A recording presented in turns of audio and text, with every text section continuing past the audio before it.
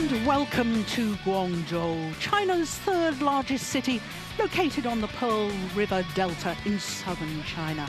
Known as the City of Flowers, Guangzhou has been the biggest and most important port in China and was once part of the maritime Silk Road, the trading route that linked China to India and beyond. Today, Guangzhou is the final port of call at the 2019 World Tour because we're here at the Tianhe Gymnasium for the last event of the year, the HSBC BWF World Tour Finals. And this prestigious event is the culmination of tournaments that have spanned right across the globe, from America to Europe to Asia and Oceania.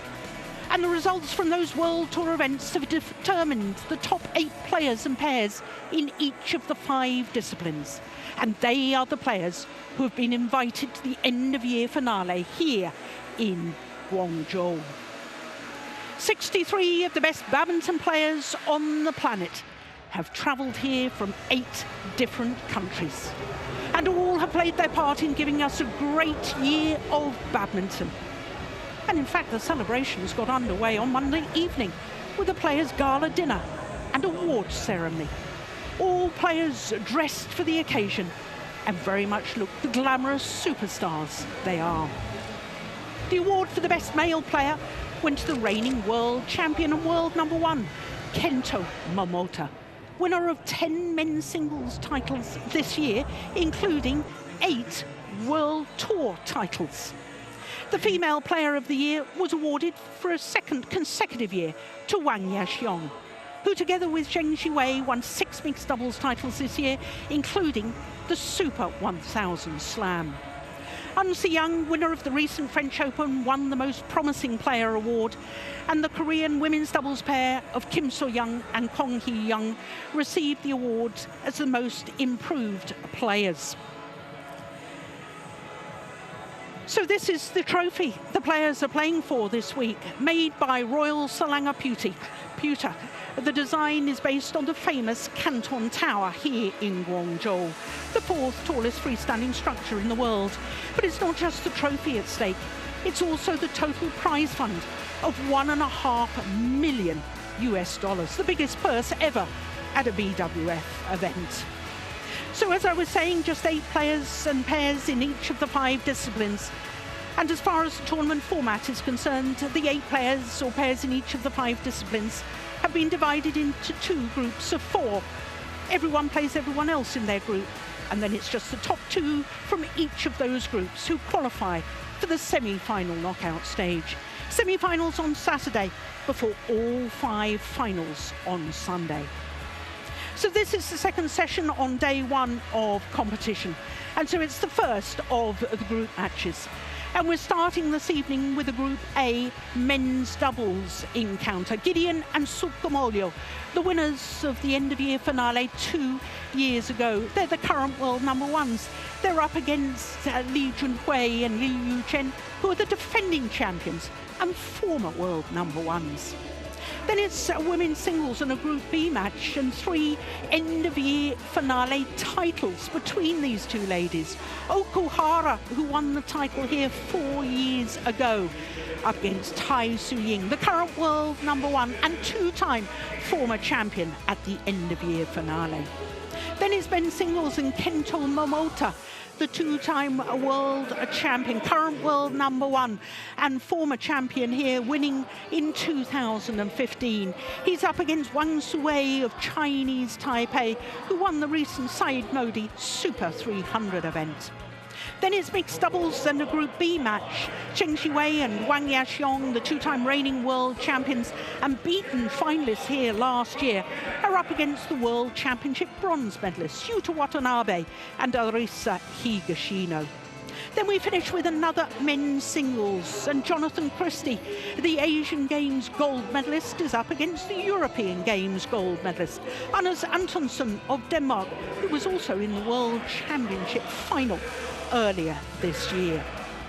So with men's doubles being our first match this evening, a chance for us to have a quick look at the players waiting in the background, waiting to be called on to centre stage.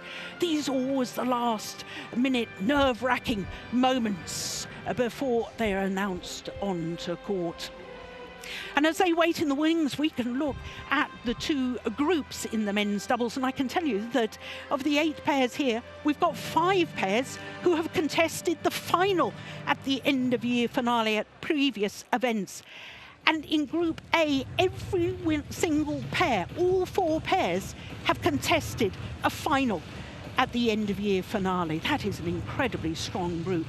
The other pair that has won this title before is Mohammad Hassan and Hendra Setiawan. They're the 2-time former champions. As you can see, they are top of Group B. They're the number 2 seeds. They've already played earlier today in a repeat of the All England final. They beat Aaron Chia and Sui Ik in under 30 minutes. So Group A, incredibly strong. And we are about to see the former world champions, Li Junwei and Liu Chen, who, as you can see, their career win-loss record translates, I can tell you, into 25 finals and having won 14 titles. For the current world number ones, GIDEON and SUKAMULJO, they have an incredible record in finals. They have been in 35 career finals, winning 29 of them. So they're looking to win this week their 30th career title as a combination. What a record they have. 8 of their titles, incidentally, was this year. 8 World Tour titles, which equals their record of last year, GIDEON and SUKAMULJO. Every year they seem to be breaking more and more records with the number of titles that they win. They seem to be going from strength to strength. So this is an absolutely terrific match to get our evening session underway.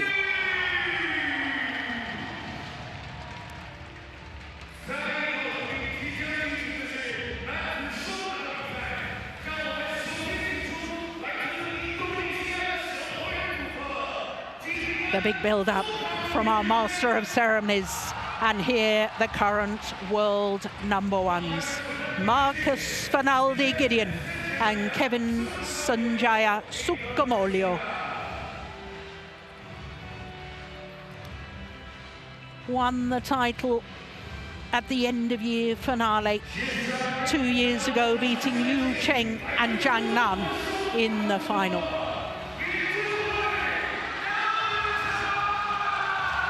And here, the defending champions, Li Junhui and Liu Yu Chen. Incredibly, when they won the title a year ago in this very stadium here in Guangzhou, they became the first pair from China ever to win the men's doubles title at the end of year finale. I'm Jill Clark, delighted to say that Steen Pedersen is sitting alongside me. That was an extraordinary statistic a year ago. First men's doubles pair from China to win this end of year finale title. Yeah, you would have expected Fu Haifeng and Chai Yun to have won, but actually they never did. They never did. So the formalities, first of all, the handshakes and then the toss of the coin.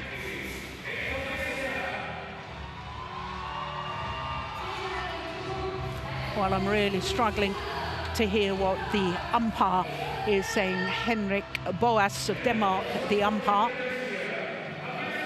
And it appears, correct me if I'm wrong, Steen, was it the Chinese pair who chose ends? I was too busy looking at the switchboard here to notice. Well, a lot of smoke.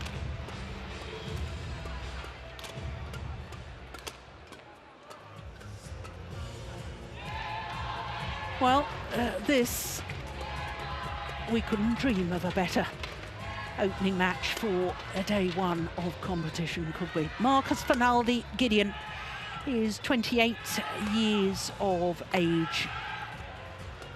the #1 seeds, the world #1s, enjoying their 128th week in total as world #1s. They're making their 4th consecutive appearance here at the end of year finale.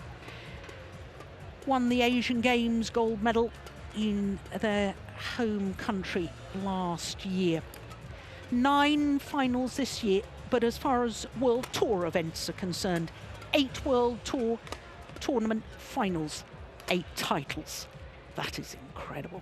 Kevin Sanjaya SUKAMULJO, as you can see, is the younger of the 2 men, 24 years of age, born in Banyuwangi, the easternmost end of Java. And they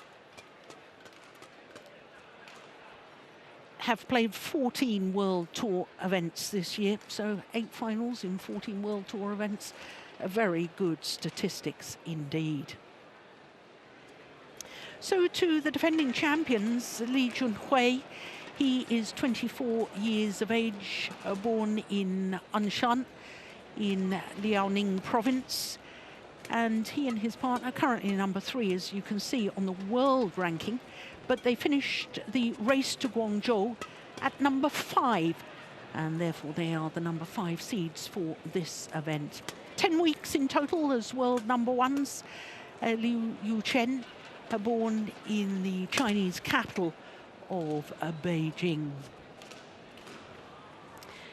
They've been in 3 finals on the World Tour this year. Have the defending champions winning 2 of them. The Malaysian Open, that was a 750 event, and the Macau Super 300. As we look at Henrik Boas, umpire from Denmark, Gerald Arsenault of Canada is the service judge. Incidentally, Steen, that was a first, wasn't it, in Macau, when Li and Liu beat Wang Kaixiang and Liu Cheng in the final, because it was the first World Tour all Chinese men's doubles final, and it happened at a Super 300 event.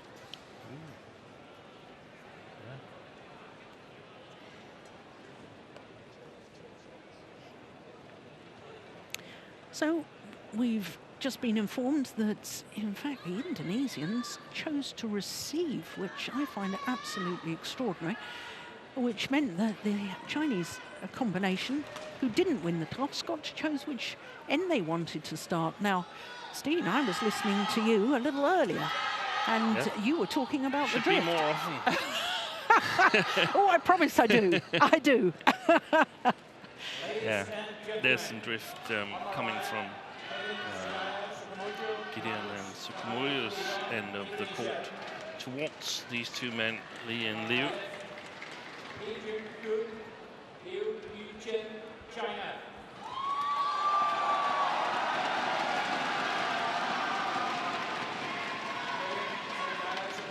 In addition, they have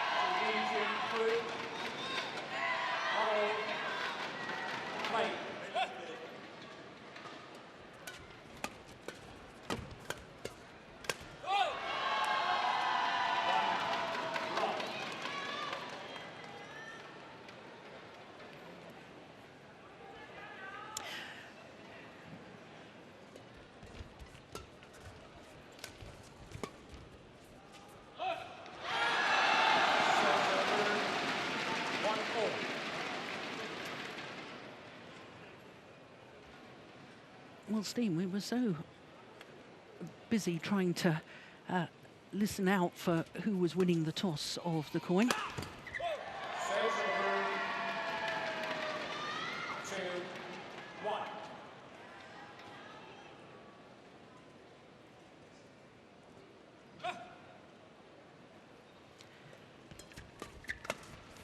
So we really ought to talk about the previous encounters between these 2, Steen, because it did come up, and this is the 13th meeting between these 2 pairs, and GIDEON and SUKAMULJO have won 10 of the previous 12 encounters, including the last 2. The last time they met was the semi-final of the Japan 750 event. It was 3 games, 21-18.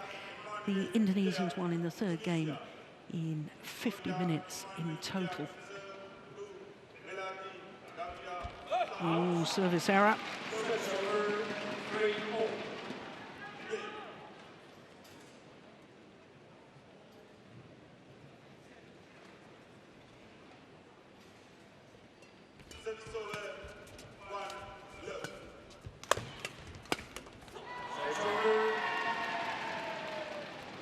Chinese pairs, only 2 victories, was their first ever encounter, and then last year here in Guangzhou, and the playing conditions last year, they were significantly slower than they appear to be here on day one. So I think there's a good chance that SUKAMULJO and GIDEON will revenge their defeat from last year. But on the other hand, Li and LIU, they're on home soil, and they look to be in an excellent playing mood, judging from the beginning of the match.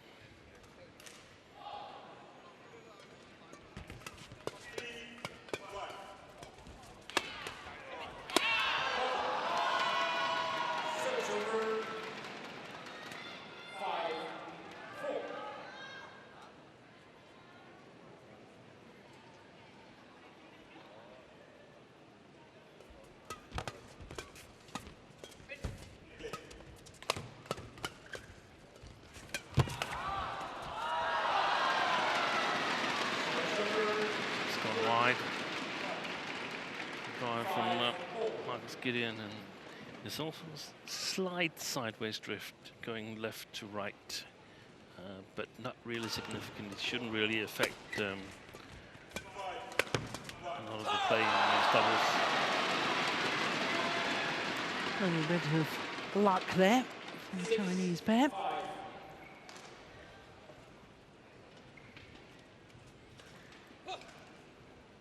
First time pairs won consecutive points.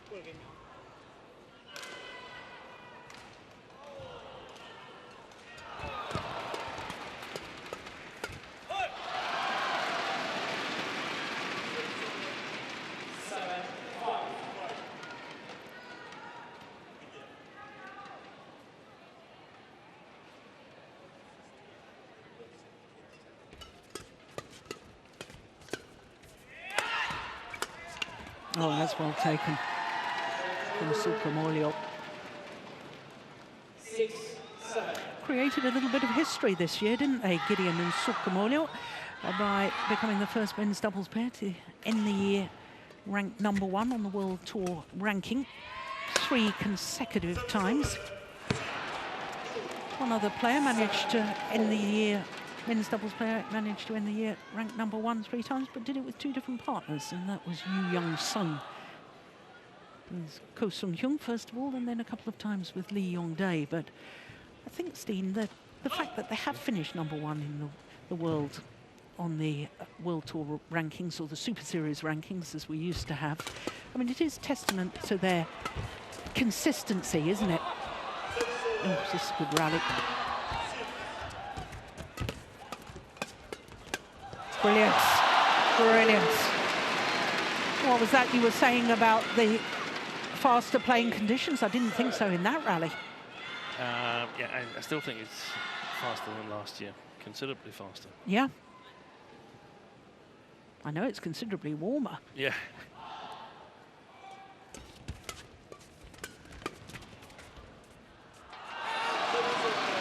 Yeah, going back to the consistency thing quickly, Steen. You know, if GIDEON and SUKAMULJO don't win a tournament nowadays, we think it's a shock. Yeah, that's right. And that really is a sign of just how supremely good they are. Yeah, we have like 3 categories where we basically have 1 player pair against the field, and the pair or player is the favorite. That's Kento Momota. In the men's singles, it's these 2 players in black, in blue, in men's doubles, and Jiang Siwei and Huang Yachong in the mixed doubles. Some dominant figures. Yeah, good point. So basically incredible. You win 8 tournaments, but you don't get to be selected player of the year. That's yes. And I don't know. Was it Jiang Siwei, who was the third candidate. Yeah. Ball's gone wide. And it is the defending champions who have the advantage at the mid-game interval. A 3-point advantage to Li Junhui and Liu Chen.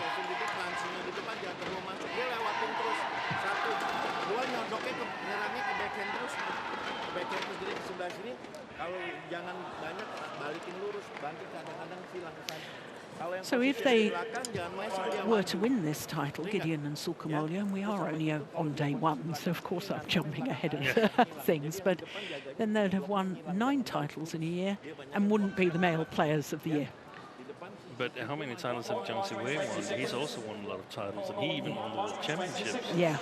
And is not selected the male player of the year. Yeah. But his partner is selected female player of the year, so he's lucky to have a strong partner.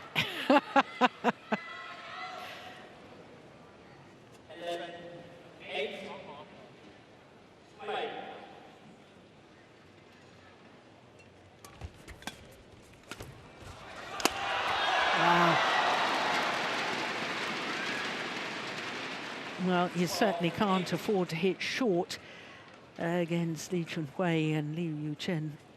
Both extremely tall athletes. One 6'5", the other 6'4", known in badminton circles as the Twin Towers.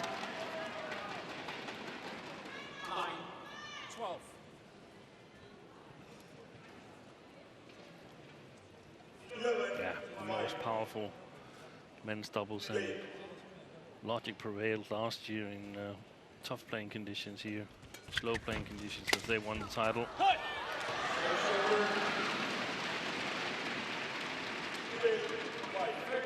A very good start. I'm a little surprised of the start that they've made, Li and Liu here.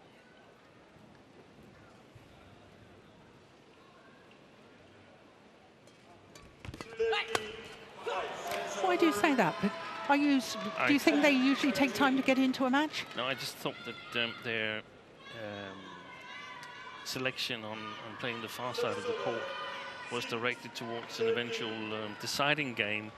Here they let SUKAMULJO and GIDEON play with the drift and supposedly have an easier task of killing the shuttle. Of course, that means that Li and Liu, they have an easier task of playing a good defense, but I still think the Indonesians should be favored on this side of the court here, but they haven't played as attacking, or haven't been given the opportunity to attack as much as we normally see them do, and that's a good job done by this man and his partner here.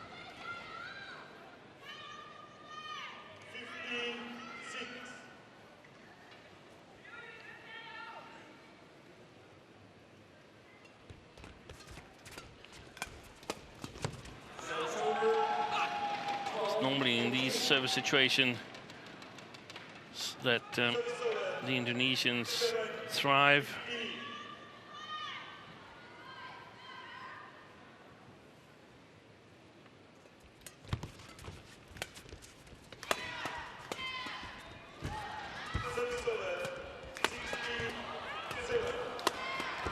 Fantastic defense.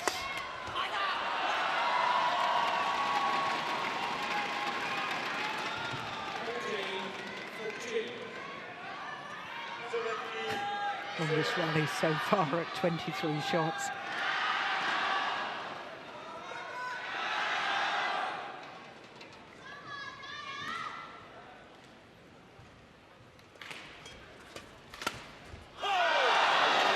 Wasn't the best of serves to start the rally from Gideon.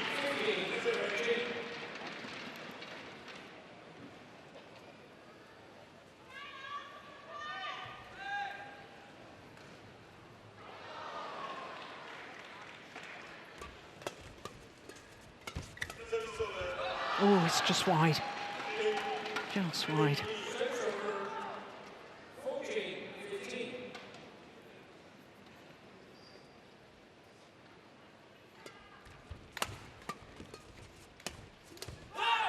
Nice hit.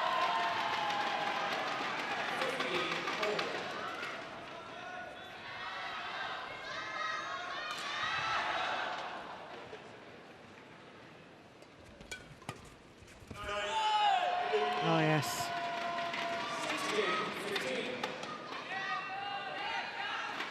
Well,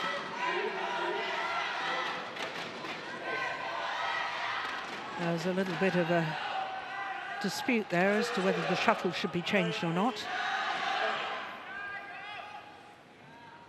All psychological games. No, it's too long.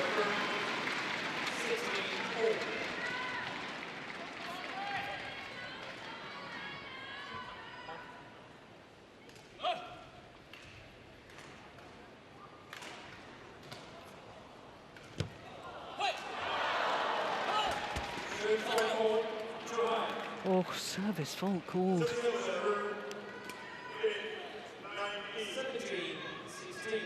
Not struck below the 1.15 meter mark.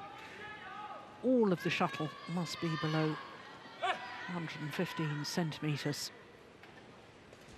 Yeah, of course it feels a bit awkward for the two tall men compared to where they were allowed to serve 2 years ago.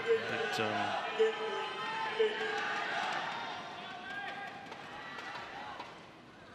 this is the rules, and they've played so many matches since then, so they should be used to it.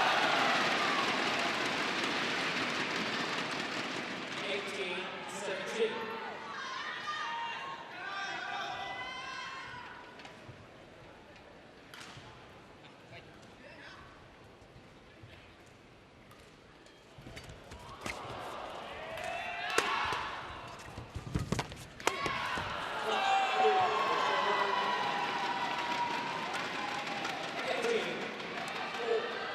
Just get the sense, steam, that this opening game could be very important. Yeah.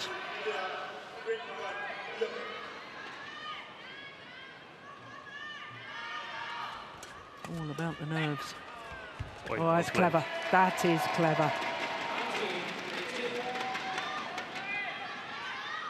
The awareness to play the block and mix it up. Excellent, though. Follows it up with a very good serve, too. So game point opportunities on a run of 3 straight points coming from behind.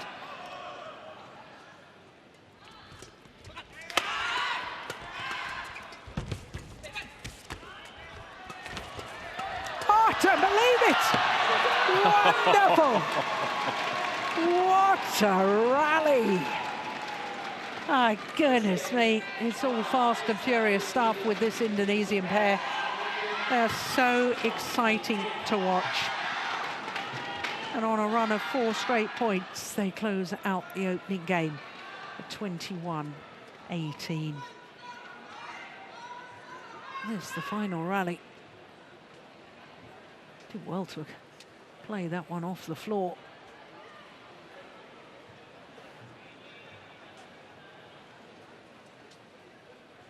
Yeah, look at the reaction from SUKAMULJO. That did mean a lot, that opening game.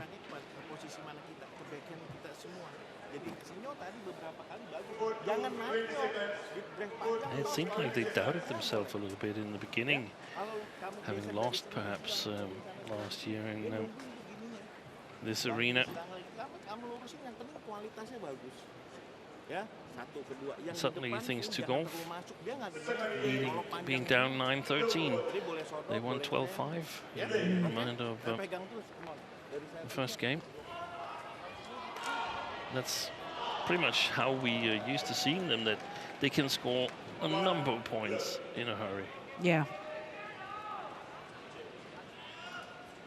It's almost reminiscent of Ricky and Rexy, the Indonesian pair, the Olympic champions in Atlanta in 1996. I always thought they had this ability to win rallies at will. Yeah. And obviously, you know, if you have that capacity to suddenly say, okay, it's all a bit tight, we'll jump let's gear up. Let's gear up. Most of us mere mortals can't possibly do that. That's what makes them champions, I suppose.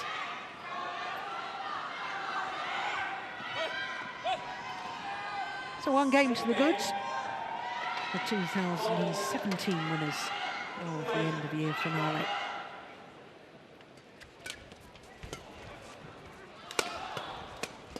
Oh, good block.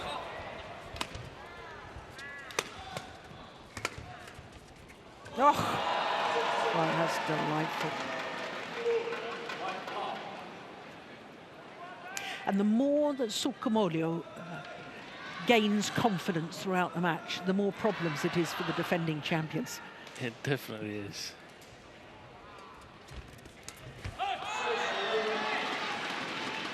But tactically, what have the Twin Towers got to try and do here? They got to take the attack, and that's easier said than done. Much easier said, because they've got to win the service situation.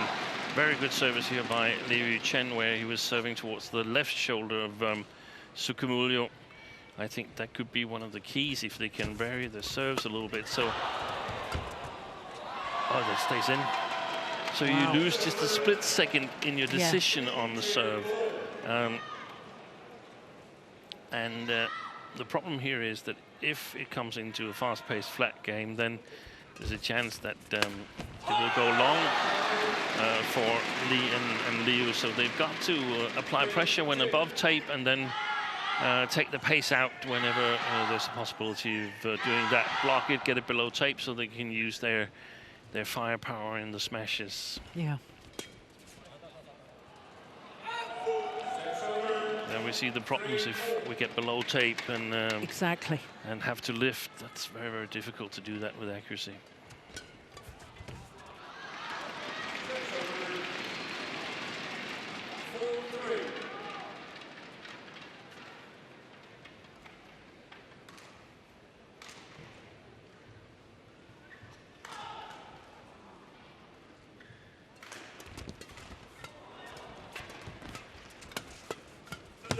Oh, he did well there.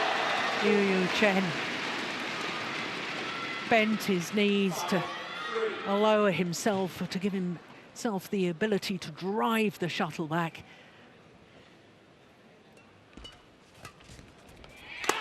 Oh, my goodness, a little bit of trickery too.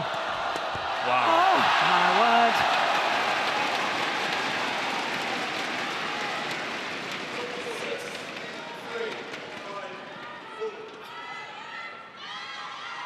First behind the back, then amazing defense and reactions.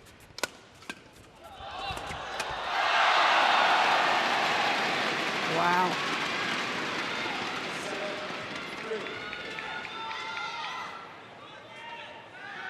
That's exactly what they needed. A good start to the second game, so it's still believable for Lee and LIU. Otherwise, we've seen sometimes Lee, especially the taller of the two, lose confidence.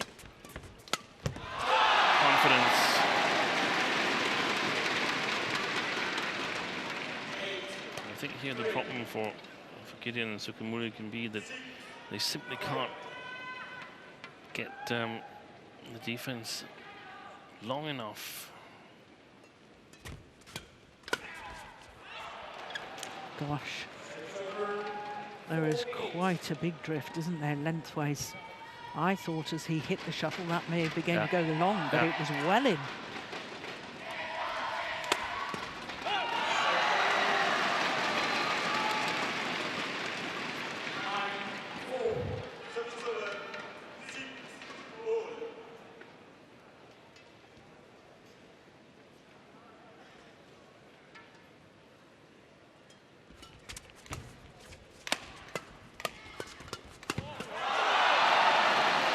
Doing a really good, both of them are, but especially LIU Chen is standing so close to the net on the front court. He's almost standing on the service line there, and that's the way to do it if you have the racket skills. It seems like he has. Service error. 5-10.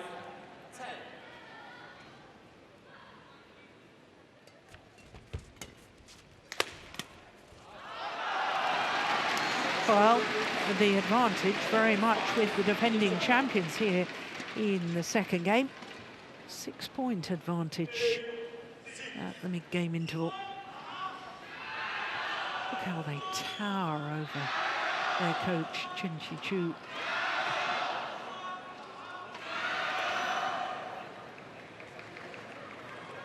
Yeah, not much coaching there. No, he's always one of the fastest coaches of the kit boxes there. So I don't know what that means. We do or die with our playing style, pretty much. 20 seconds. Hold 120 seconds.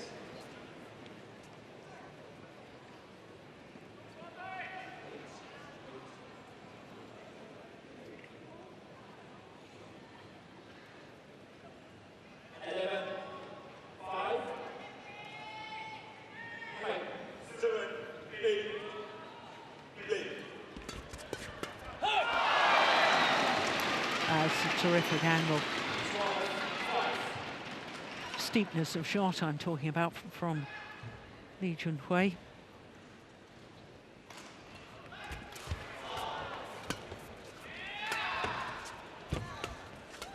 Oh, delightful. Just seemed to guide that backhand across court.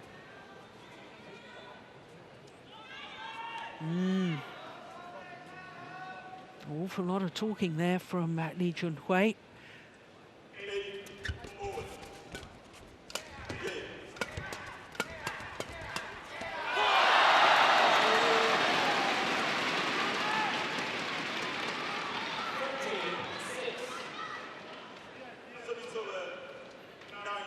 It's from below the tape he takes up the challenge, Liu Chen.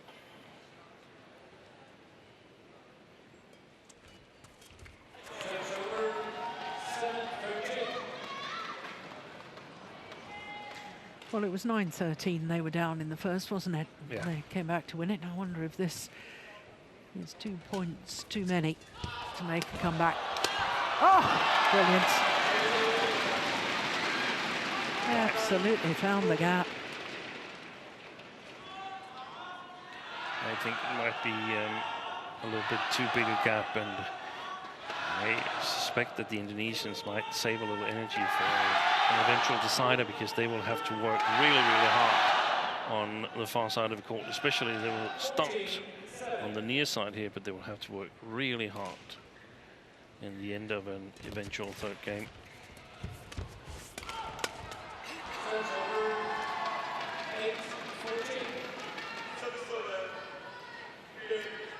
I appreciate the point you've made, Steen, and I'm not arguing it, but they have only been on court 23 minutes at the moment.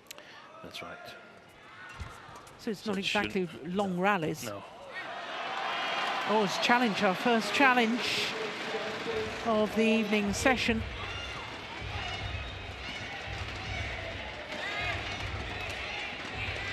I must admit I saw that as clearly in, but the reaction from SUKAMULJO looked like it was a great injustice.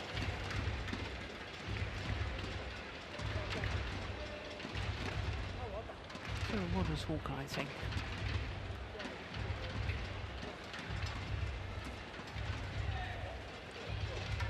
Here we go.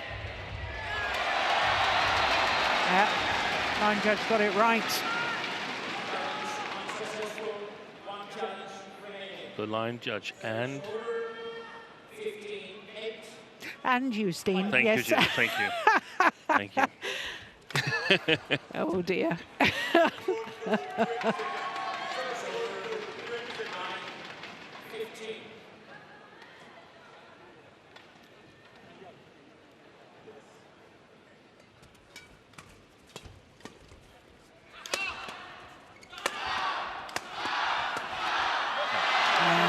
Great pressure play here to move forward. It's the first time I've noticed, but it was clearly on GIDEON, the attack there. That would also be my advice, because, I mean, GIDEON is perhaps a little bit more solid in the long run, but if you hit it SUKAMULJO, you never know what he's up to. No, exactly. He can make a direct winner on your smashes. Yeah. At least you sometimes feel that he's capable of doing that.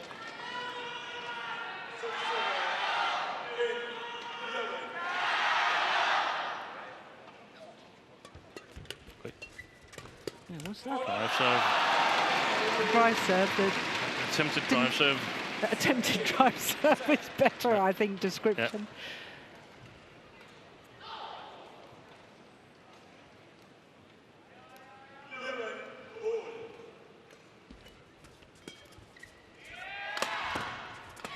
Oh my goodness, he tried to walk into that. Oh, it was ambitious. 11-17.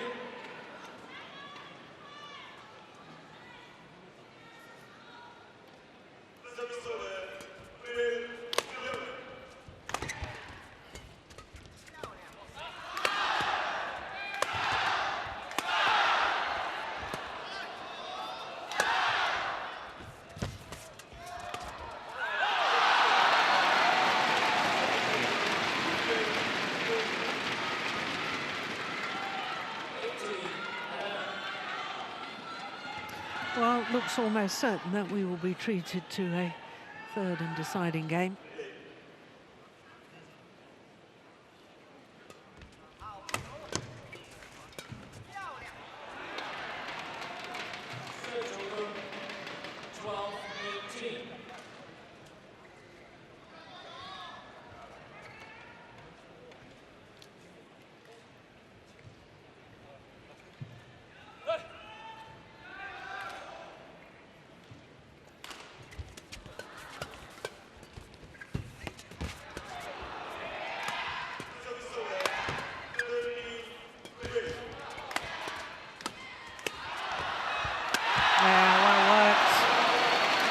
Playing well.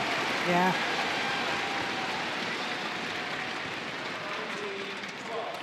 It's going to be really, really interesting to see the deciding game. Even though we're still two Chinese points away from it, I think it's highly likely that we get there. Interesting to see if GIDEON can withstand the pressure they're putting at him. The moment he's under pressure, both Chinese players are moving forward. Sometimes they're in line to get as close to the tape as possible. So lots of pressure on Marcus GIDEON. I agree. So, game point opportunities to level this Group A encounter. At one game a point apiece.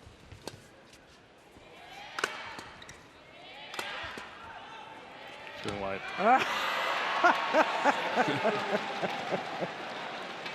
Do you know, that would, I laugh, but that would bug me if I was on the opposite side of the net. That would rile me. I think it does. Yeah, that's possibly why he does it. 2 game points have come and gone. Will it be third time lucky for the defending champions?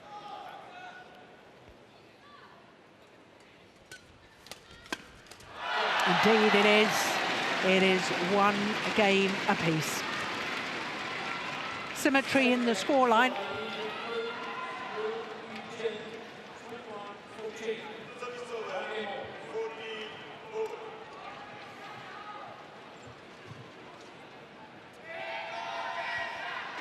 (21-14) the second game. Just 30 minutes into the match.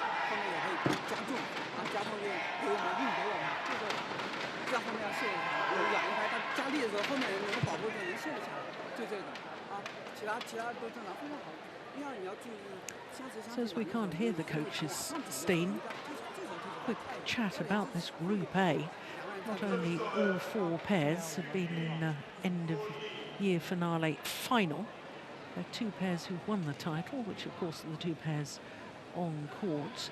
But the match earlier today with the 2 Japanese pairs, Kumura and Sonoda, who were beaten finalists here in 2016 against Endo and Watanabe, who lost in the final in Guangzhou a year ago. Was that a surprise to you that Endo and Watanabe won that first match? Yeah, perhaps a little surprised, because I thought they would need heavier playing conditions to beat them. But on the other hand, we saw that Keiko Sonoda was collapsing on court during the All Japan Championships and was carried off court in the final there and didn't attend the prize-giving ceremony. So maybe he's not fully recovered. Yeah, that's a good point. Yeah. Well, of course, regardless who wins this third and final game, Li Junhui and Liu Chen will play against Endo and Watanabe tomorrow in a repeat of last year's final in this Group A match.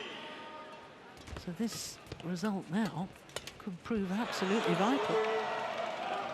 Everything to play for in this deciding game.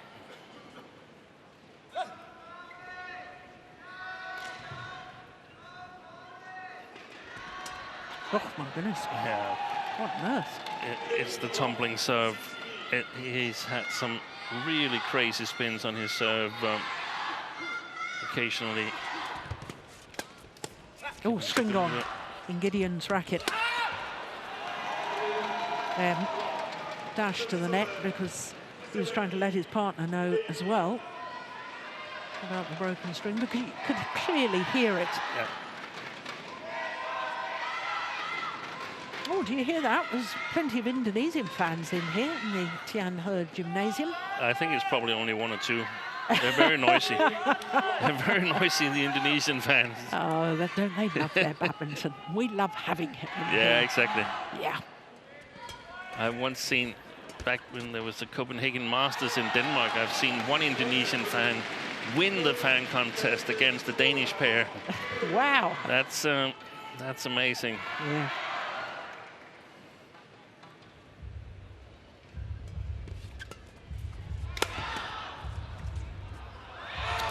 Right now, I think that the positioning of the Indonesian pair where they play the best is actually with Marcus Gideon at the net, because he's protected there.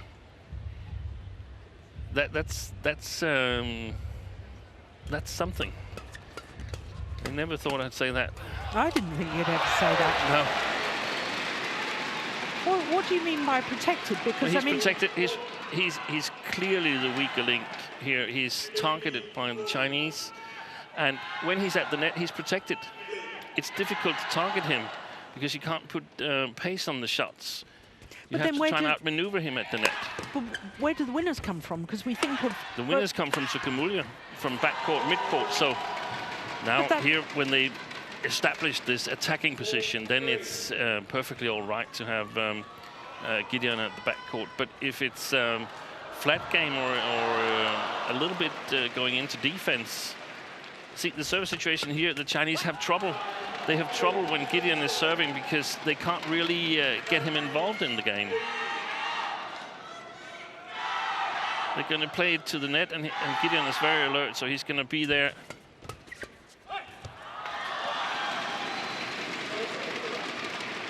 That wasn't his fault there, Marcus Gideon. SUKAMULJO crossed it directly, so he was being hit on his way back.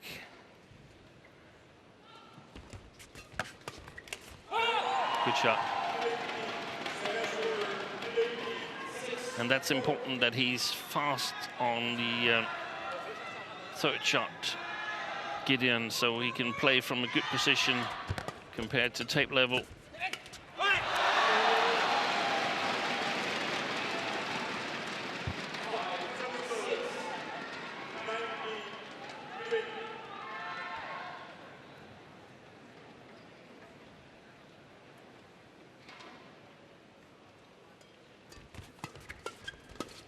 Going wide.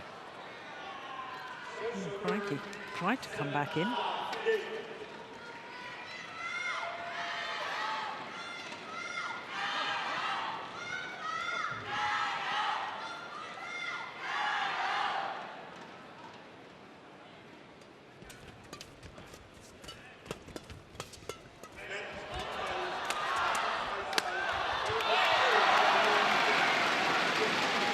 Yeah, look at the body language too, Steen. Yeah, he knows it. Yeah. He knows it, but that would also be my advice to the Chinese.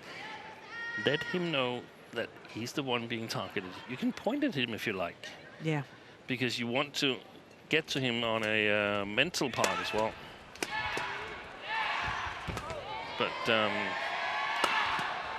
mean, it's not a new situation. It's a situation that he's used to, and I expect him to step up.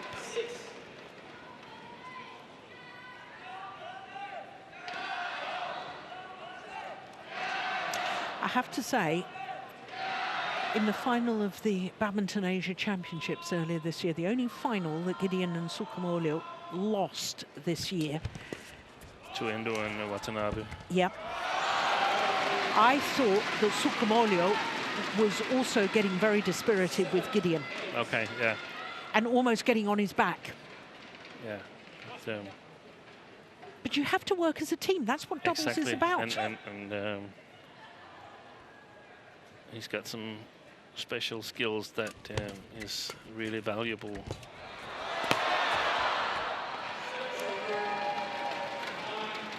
The ability to work as hard as he does and cover as much court as he does, yeah, makes it possible for SUKAMULJO to take the chances that he needs to take to become dangerous.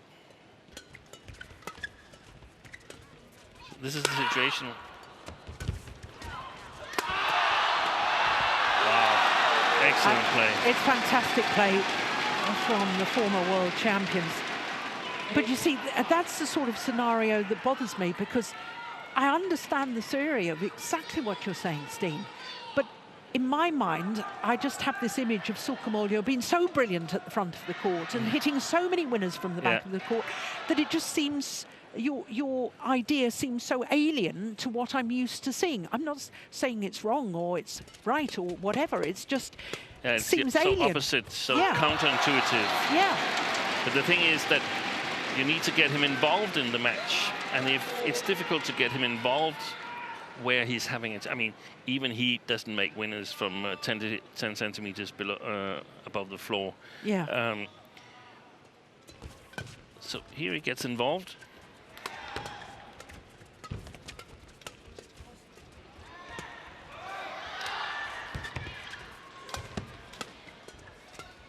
Good rally.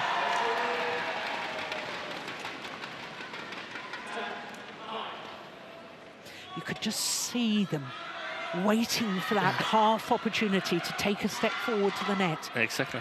Yeah.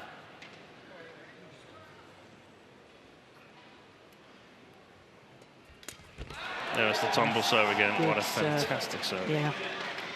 Forces the error, and it's a 2-point advantage to the current world number ones, GIDEON and SUKAMULJO. And I think the other players, they are, look at there, wow. The other players, I think you can criticize them because they've been too slow. They should have learned that serve by now.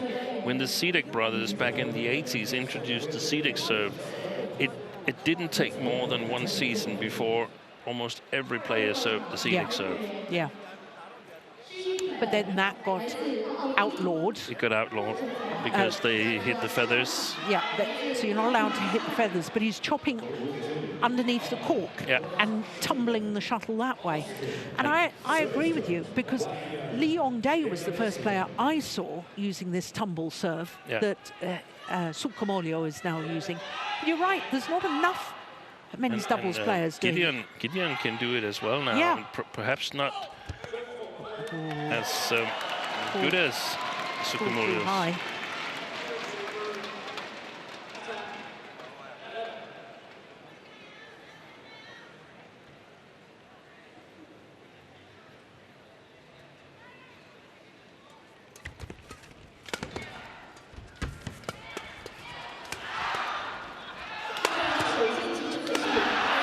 Oh, he tried to make it too steep. A little frustrated, perhaps, that his first 2 smashes didn't have the desired effect.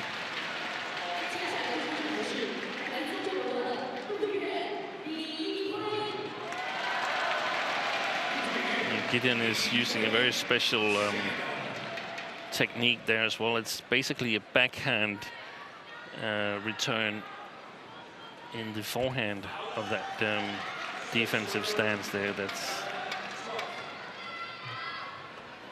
quite difficult. That's 2 service errors by the Indonesians now, plus a service fault.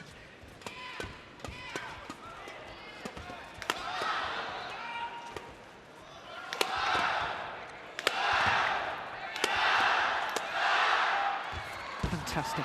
Oh, that's a good reaction by Liu Chen. Especially with a broken string.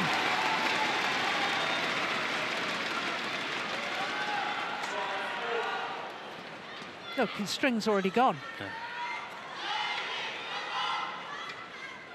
That's amazing, isn't it? Great spatial awareness, too.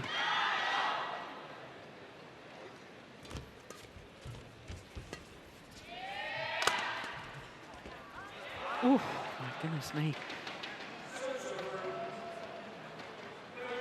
That was a lot closer than I thought it was going to be.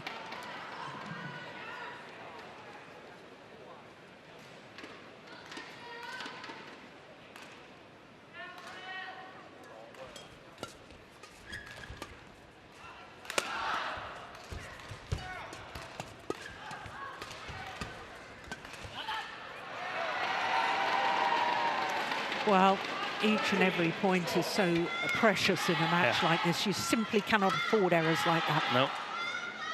It's a gifted point, more or less. I know it's not a real gift, but it's still unfocused.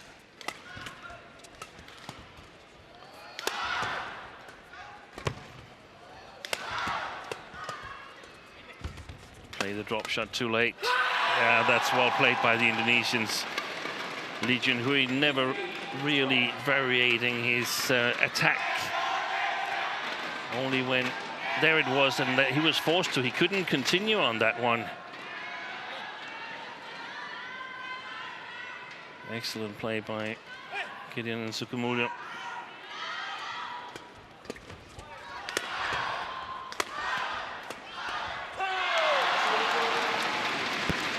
Well, the defending champions needed that rally.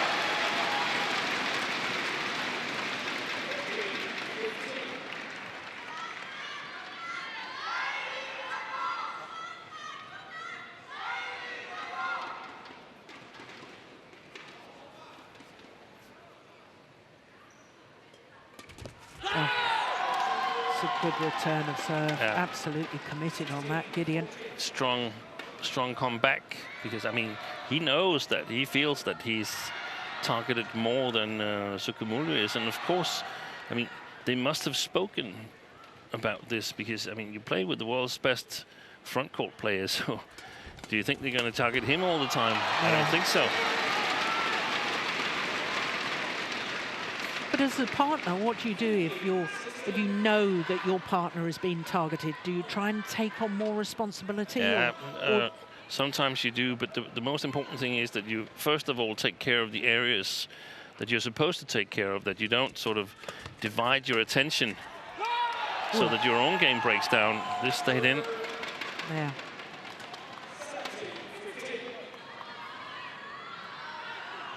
That's right into the corner.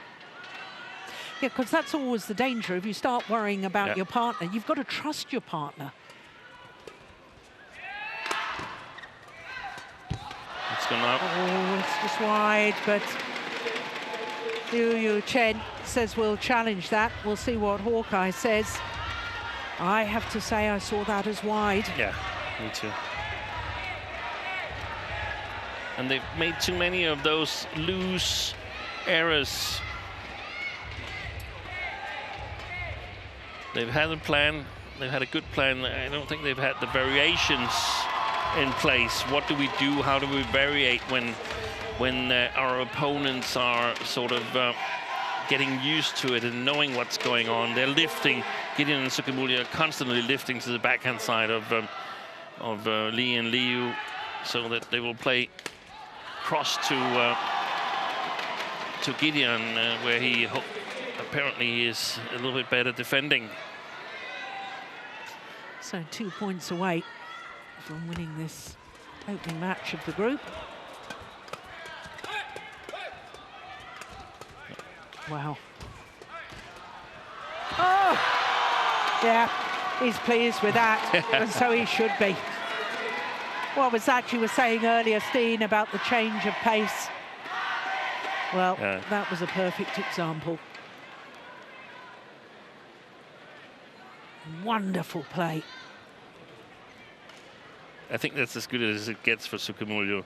Lee Junhui diving for one of his shots and doesn't get it over. So it is 5 match point opportunities for GIDEON and SUKAMULJO. Good serve again. Oh yes, that's well taken. And there was variation in the pace, but that was from Liu Chen, where Lee Junhui is very often the same pace.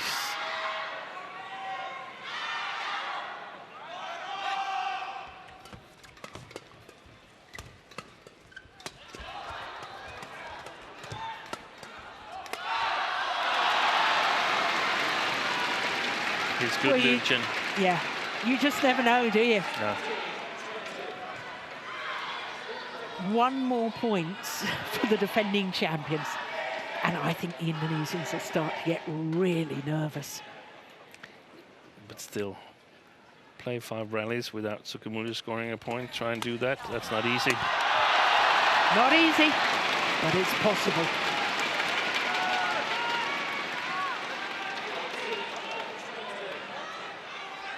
Three match points have been well saved.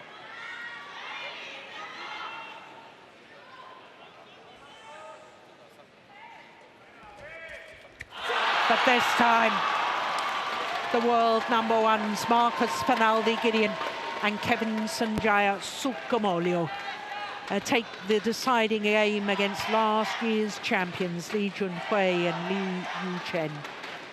What a thrilling encounter. 21-18 in the deciding game. 48 minutes in duration, the final rally there. A little tame by some of the rallies. So there is confirmation, 21-18, 14-21, 21-18 in the deciding game.